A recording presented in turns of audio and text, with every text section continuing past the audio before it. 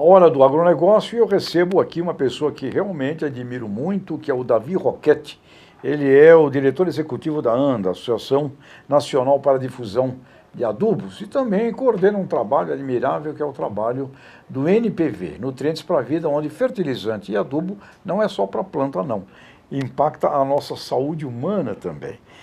Davi, muito bem-vindo aqui à Jovem Pan.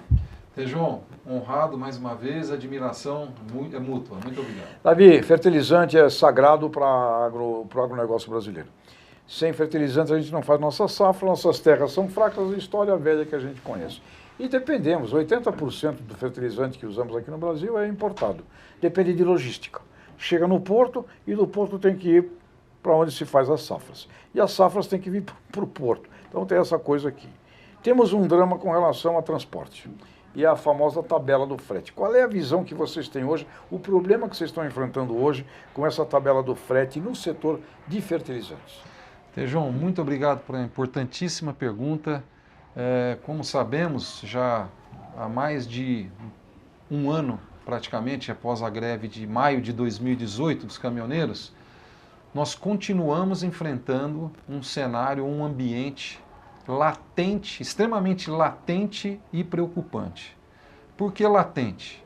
Latente porque havia uma percepção de todos os players praticamente de que a economia brasileira ia ser pujante, ia ter um crescimento econômico, a demanda em todos os setores ia aumentar, consequentemente o volume de fretes também, e por assim dizer, a discussão sobre um valor mínimo de frete seria, por conseguinte, menos importante. Infelizmente, isso não aconteceu. Nós estamos acompanhando aí as projeções do PIB e, consequentemente, o custo logístico continua um tema essencial em pauta. E aí, com esse problema dessa tabela, o pessoal está cumprindo ou não está cumprindo? Isso gera uma insegurança jurídica, eu imagino. Exatamente. E a insegurança jurídica que caracteriza a nossa expressão aqui de preocupação. Preocupante por quê o cenário? Pela insegurança jurídica que continua desde o ano passado e continua até o momento atual. Então eu poderia te perguntar, João, no Brasil, tabelamento é constitucional ou inconstitucional? É uma bela pergunta. Uma boa pergunta. Segundo, se no campo hipotético ela fosse constitucional, os valores previstos em várias tabelas, e vamos só manter a referência, na última tabela da NTT, são aderentes à realidade de mercado? Interrogação. O que eu quero dizer é que é um assunto extremamente complexo e ele não pode, de forma alguma, ser resolvido por uma questão ou por uma solução simplória através de uma tabela. Ou seja, nós temos aqui 3 categorias humanas que a gente tem que preservar. O caminhoneiro autônomo é um ser humano admirável, fundamental no nosso país, e nós temos aqui na Jovem Pan um carinho gigantesco pelos caminhoneiros autônomos. O produtor rural, que é outra figura sagrada da nossa sociedade, e o consumidor final de alimentos. Né? Nós temos 3 mega aqui, quantidade humana a ser preservada. Pelo que eu estou entendendo, essa tabela até pode ter havido, e a gente não discute isso, até boa intenção de quem a imaginou, preservar, elevar a qualidade de vida dos caminhoneiros, etc. Agora, quando você implementa isso, eu fico pensando, não teria que haver, no mínimo, uma tabela estratégica? Você tem, no caso do fertilizante, eu tenho que trazer safra para o porto e tenho que levar, necessariamente, eu tenho que levar fertilizante para as zonas de produção. Não é que eu estou levando celulares ou estou levando chicletes, eu estou levando algo que é sagrado para fazer a safra. Coisas como essa não teriam que ser previstas, no minimamente previstas? João, eu gostaria de tentar responder a sua pergunta quando você usou a palavra estratégica em 2 grandes componentes muito importantes, fundamentais nesse tema complexo que nós estamos conversando. O primeiro é que essa tabela surgiu, ela foi motivada em virtude da categoria dos motoristas de caminhão autônomos. E a ANDA apoia e prestigia e sabe que é uma categoria que precisa ser apoiada e precisa ser prestigiada. As condições de vulnerabilidade que essa classe enfrenta nas estradas, eu participei das 5 audiências públicas pelo Brasil inteiro, são testemunhos vergonhosos para qualquer cidadão brasileiro de ter um irmão trabalhador trabalhando nessas condições. É digno de vergonha. Então eu queria deixar primeiro o conceito de princípio da dignidade da pessoa humana, que foi o que norteou as ações da AGU no Supremo Tribunal Federal, batendo muito nesta tecla importante do princípio da dignidade humana. Esse é um tema. Ocorre, Tejon, que não existe juridicamente princípio da dignidade humana da pessoa jurídica. Eu quero te dizer que transportadoras, por exemplo, são pessoas jurídicas, não tem nada a ver com caminhoneiros autônomos. Então, esse é um ponto muito relevante. A ANDA, dentro das 4 propostas de solução que ela tem claramente oficializado junto às autoridades, deixa claro que se for para ter uma tabela nesse país, que seja uma tabela que respeite o princípio da dignidade humana, ou seja, específica para autônomos.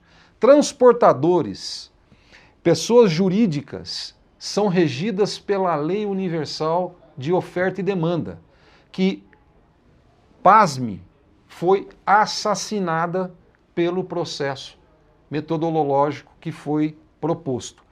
A lei de oferta e demanda, por exemplo, em fertilizantes, você sabe, mais de 80% do volume de fretes de fertilizantes, historicamente, são contratados por fretes de retorno. Então, nós tínhamos uma redução em torno de 50% a 60% do custo em apoio e, consequentemente, como uma melhoria para o custo final ao produtor rural. Com o assassinato da lei da oferta e demanda, espero que não assassinem também a lei da gravidade, com o próximo passo, isso vai, uma hora, chegar no bolso do produtor. Então, estrategicamente, existe na lei, isso é uma parte boa da lei, que existe o conceito de waiver, que são as isenções específicas para setores que, por questões individuais, sejam tratados diferencialmente. Por exemplo, nós protocolamos junto à NTT uma waiver mostrando todas as características do setor de fertilizantes, sua sazonalidade, o conceito de segurança alimentar, o tempo dos homens. O tempo das plantas não é o tempo dos homens. Nós não podemos esperar, atrasar. É quebra de safra, é quebra de PIB. O que está segurando esse país é o agronegócio, né? Então, qualquer tipo de anomalia nesse circuito vai ser prejudicial para todos. E, infelizmente, Tejon, foi abolido. Estamos na boca da safra, né? Começa agora a safra nova. Que consequências essa coisa vai ter? Mas que perspectivas de resolver isso? Você que representa os fertilizantes brasileiros, qual é a perspectiva de resolver essa enrascada? Então, Tejon, nós propusemos 4 pontos fundamentais, bem objetivos, para tentar ajudar a resolver um problema complexo. Uma tabela simplória é muita pretensão de todos nós e nós temos que louvar o trabalho hercúleo que a Exalc-Log tem feito com a brilhante coordenação do professor Cacheta, extremamente competente, uma equipe brilhante, mas a própria Exalc-Log, em junho do ano passado, em seu relatório, após a greve dos caminhoneiros, fez um relatório técnico profundo mostrando essa questão de se tentar colocar numa tabela todos os setores da economia e tratar toda a sua multidiversidade, um sistema multifatorial, multivariável. E a própria Exalc concluiu, é impossível tecnicamente de se construir uma coisa desse tamanho. Então, o que eu quero te dizer é que nós podemos ter impactos consideráveis na competitividade do setor e, consequentemente, na competitividade do próprio agricultor. Como soluções, voltando à sua pergunta, primeiro, se for ter tabela, nós entendemos que a tabela ela é inconstitucional. Trata-se de um dirigismo governamental, uma imposição do Estado, na realidade do governo, na economia. É um dirigismo econômico. Para que ela não fosse inconstitucional, você teria que ter argumentos fortes comprovando a necessidade e a execuibilidade desta tabela. Eu participei de todas as 5 audiências públicas no Brasil inteiro. Se você vê a riqueza, o número de variáveis importantes e a salva de tiros que a Exalc Log metaforicamente tomou por falta de variáveis que não foram levadas em considerações na metodologia, você não acredita. São dezenas e dezenas. Dezenas e dezenas. Então, como solução? Primeiro, se for ter uma tabela, que seja para o caminhoneiro autônomo, que é uma categoria que precisa ser prestigiada e apoiada por todos nós. É vergonhoso, eu já comentei isso. Sim. Né? Ou seja, se tiver que haver uma tabela, que haja uma tabela para o caminhoneiro. Para o caminhoneiro. Por quê? E não para a pessoa jurídica. Exato. Mas e as transportadoras que contratam caminhoneiros autônomos que paguem aquela tabela também. É isso. Exatamente. Ou seja, Tejon, não existe juridicamente respeito ao princípio da dignidade humana para a pessoa jurídica. Então, esse seria o primeiro ponto. Isso é um ponto que a ANDA compreende. Compreende e defende. Segundo, tem alguns exemplos que a gente espera e grande probabilidade que serão corrigidos na próxima tabela que deve sair dia 20 de julho. O custo do diesel representa 40% do custo do frete. E a metodologia da Exalc considerou um preço médio da ANP no Brasil inteiro que enfraquece gigantescamente a metodologia pelo peso desses 40%. Por quê? Porque ela não levou em consideração a regionalidade do Brasil.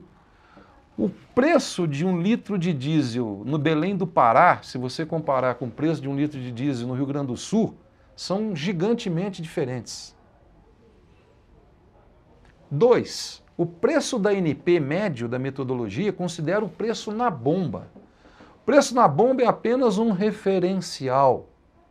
O preço real contratado entre o frotista e o revendedor é o preço do custo unitário a partir do lote que você compra, de um lote maior. Então não é aquele preço, é menor e não está sendo considerado. Eu estou entendendo que esse assunto está muito mal parado.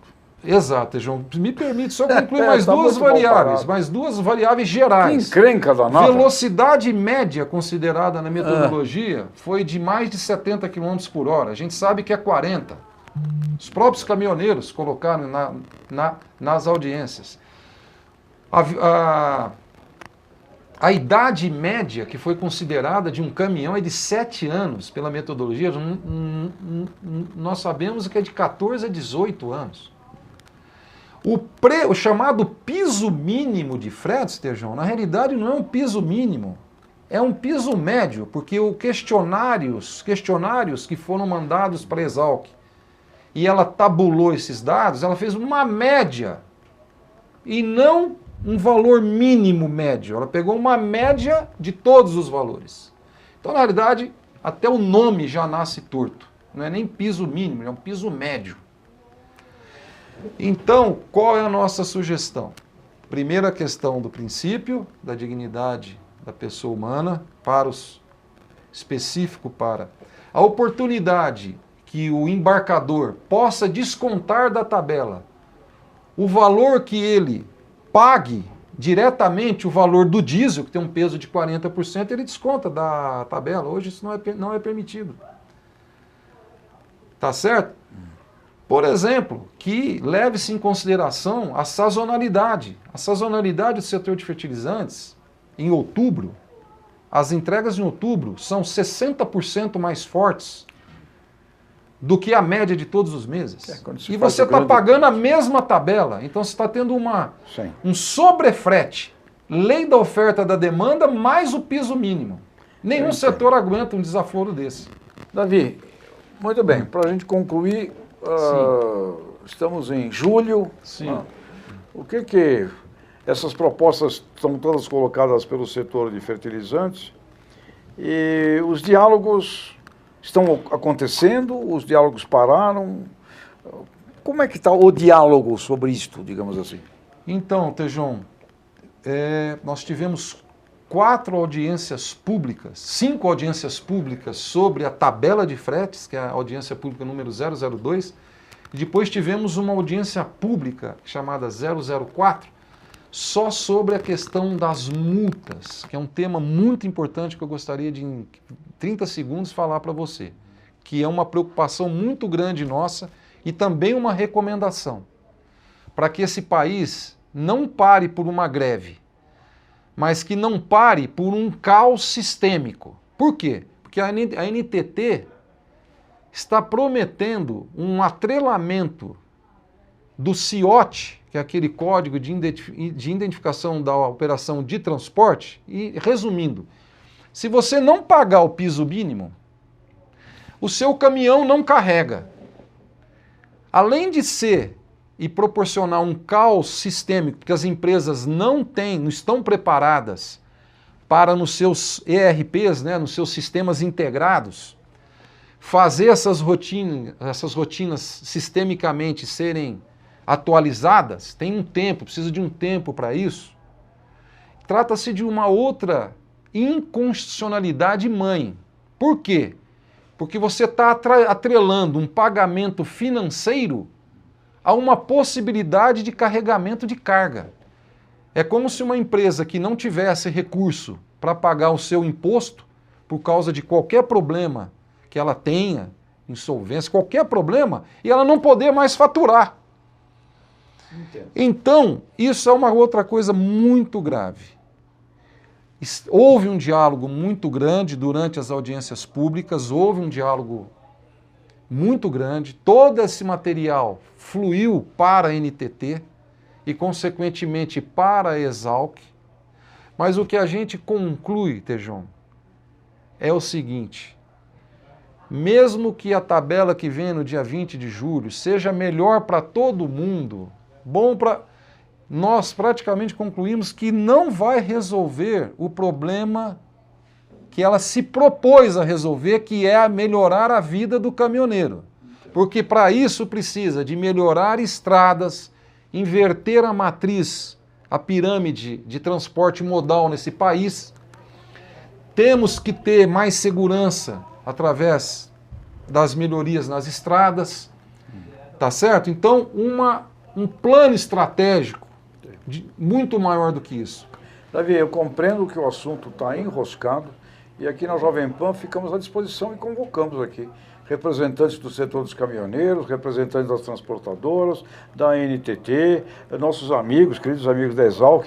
Aqui a Jovem Pan está aberta para isso. Esse assunto está maltratado, está mal parado e do jeito que ele está, ele só vai prejudicar a nação. E fico preocupado, porque os caminhoneiros são muito nossos amigos, escutam a nossa Jovem Pan e eles têm que ser evidentemente preservados, assim como os produtores rurais brasileiros e a sociedade inteira. Este tema não está legal. E como ele não está legal, eu estou vendo muita confusão nele e também não estou vendo as lideranças efetivas reunidas. Ah, não tem liderança. Aqui não tem liderança o quê? E a liderança rede social? Que é rede social o quê? Tem líder sim. Então está na hora de aparecer a liderança para tomar jeito e principalmente colocar esse grave tema do agronegócio brasileiro, que é fertilizante, que a gente não para discutir, a dependência que nós temos também, e existe um problema sério. Se o fertilizante não chega, a safra não sai. Ou sai com problema, com produtividade, com graves riscos. Portanto, temos aí um belo assunto gravíssimo no agronegócio brasileiro. Tejão, se me permite um final. Os líderes dos caminhoneiros que estavam conosco em todas essas audiências públicas foram testemunhas de que, após a implantação da tabela, o volume de fretes diminuiu, as transportadoras aumentaram seus lucros e os agentes chamados os intermediários ou agenciadores que estão ali, que foram extremamente referidos durante essas audiências públicas, não estão sendo, vamos chamar assim, até o momento, chamados à conversa. Então, o que eu digo para você é o seguinte, o tabelamento, ele fez mal para a economia, está afogando a economia. 2, assassinou a lei da oferta e da demanda, certo? E 3, está prejudicando o embarcador e o transportador autônomo. Muito bom. Davi Orquete, diretor executivo da ANDA, Fertilizantes. Assunto gravíssimo e seríssimo esse tema, e a Jovem Pan fica aberta aqui para ouvir todo mundo, porque este tema me preocupa muito. E quando nós olhamos também o outro lado do agronegócio, que é a distribuição de alimentos para supermercados e para o abastecimento das cidades, é outra conta também seríssima a ser enfrentada. A hora do agronegócio, Davi Roquete. Muito obrigado, Tejão. Mais Felicidades. Uma vez. Obrigado. Obrigado.